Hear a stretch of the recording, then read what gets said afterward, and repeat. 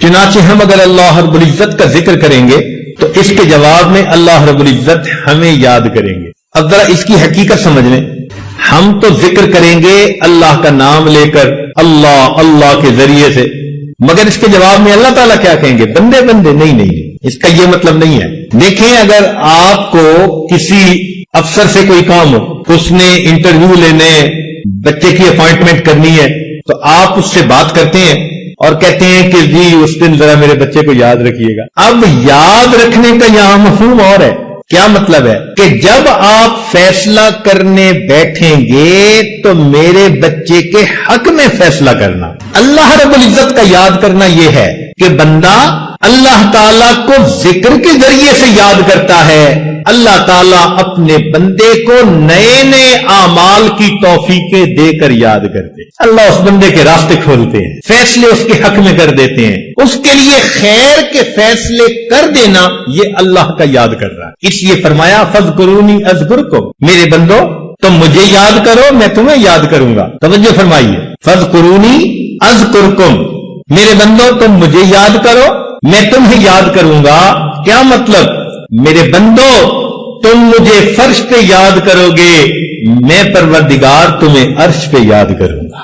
اے میرے بندو تم مجھے معذرت کے ساتھ یاد کرو گے، تم مجھے معذرت کے ساتھ یاد کرو گے، میں پروردگار تمہیں مغفرت کے ساتھ یاد کروں گا. تم معافی مانگنا میں معاف کر دوں گا. تم معذرت کے ساتھ مجھے یاد کرو گے، میں پروردگار تمہیں مغفرت کے ساتھ یاد کر. فاذکرونی اذکرکم، میرے بندو تم میرا احترام کرو گے، میں پروردگار مخلوق کے دلوں میں تمہاری عزتیں بٹھا دوں گا.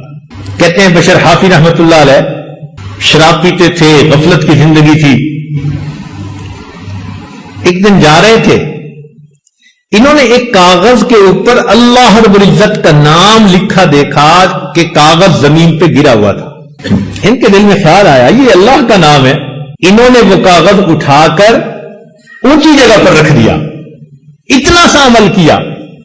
اللہ رب العزت نے وقت کے ایک ولی کے دل میں الہام فرمایا کہ جا کر بشر حافی سے کہہ دو کہ تم نے میرے نام کی عزت کی، اس کے جواب میں تمہارے نام کو پوری دنیا میں عزت عطا فرما دوں. تم نے تو پاؤں سے اٹھا کے سر تک میرے نام کو پہنچایا، میں تمہارے نام کو فرش سے اٹھا کے عرش تک پہنچا دوں.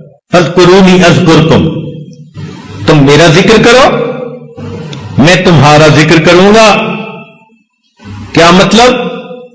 کہ میرے بندو تم معصیت سے بچ کر مجھے یاد کرو گے، میں مصیبت کے وقت میں بندو مدد کے ذریعے تمہیں یاد کروں.